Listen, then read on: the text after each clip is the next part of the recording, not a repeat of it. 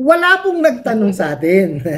Ibabalita ko lang sa inyo no, na last October 20, sa tulong po ng PNP, Anti-Cybercrime Group, saka po ng Philippine Anti-Organized Crime Center, may raid po sila na online lending apps, no. So yung yung online lending apps, ang alam ko is yung yun Zip Peso tsaka Wow Pera, no.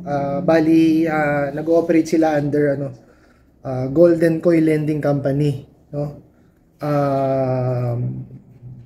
Para sa akin isa tong magandang balita kasi kahit papaano natutugis na sila. Okay, bakit? Kasi yung iba ho yung ibang mga online lending apps is hindi dito nakabase sa Pilipinas. Yung yung operation ng koleksyon nila dito, pero yung talaga nila is wala dito, no?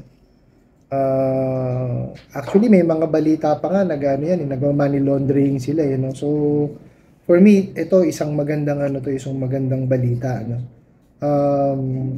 May footage akong papakita. Actually, kaya lang ito is coming from GMA7, no? So, panoorin po natin.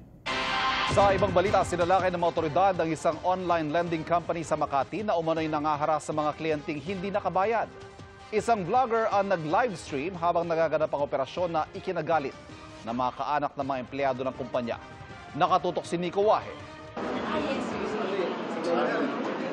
Sinalakay ng Presidential Anti-Organized Crime Commission, PNP Anti-Cybercrime Group at Securities and Exchange Commission ang gusaling ito sa Salcedo Street, Makati City para tugunan ang reklamo sa kanila na rito ang opisina ng isang online lending company na umano'y nangaharas sa mga umutang na hindi nakababayad sa kanila. May mga katulad ng abangan mo na yung riding in tandem, malapit na sa bahay mo, isusumbong ka na namin sa barangay, pupunta kami sa barangay hall ninyo para basically pamamahiya at saka pananakot. Sabi naman ng PAOCC, patuloy ang investigasyon para malaman kung sino nga mga sangkot sa pangaharas. Wala tayong inaaresto.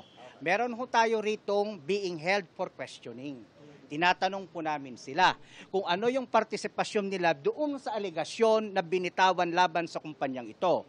Itinatanggi naman ng mga empleyado na nangaharas sila ng kanilang mga kliyente.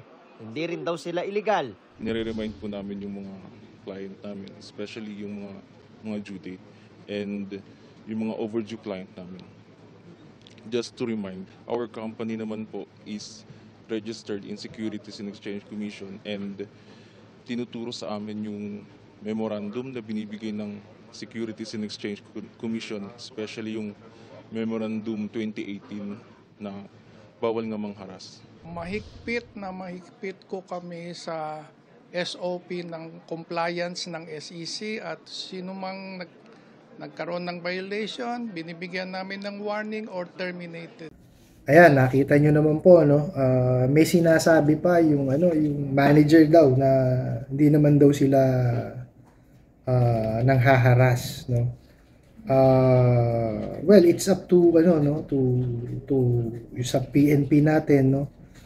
Na kung paano patutunayan yon. So kailangan patunayan nila sa PNP yon, no?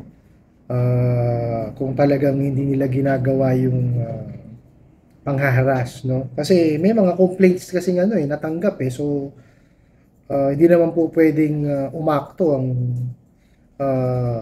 kapulisan natin ng walang ebidensya, di ba? So kailangan patunayan nila yan sa PNP Anti-Organized Crime Center tsaka sa PNP Anti-Cybercrime Group, no?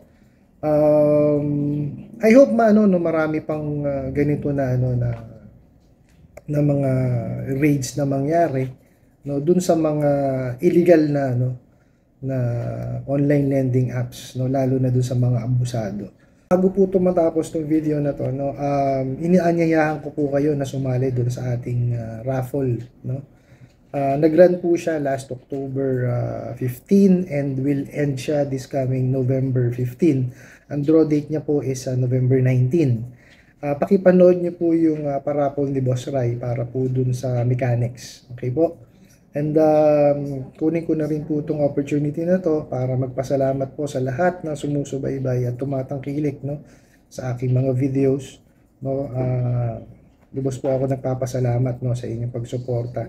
Sana po tuloy-tuloy po ito, no. Sa ngayon po, yun lang.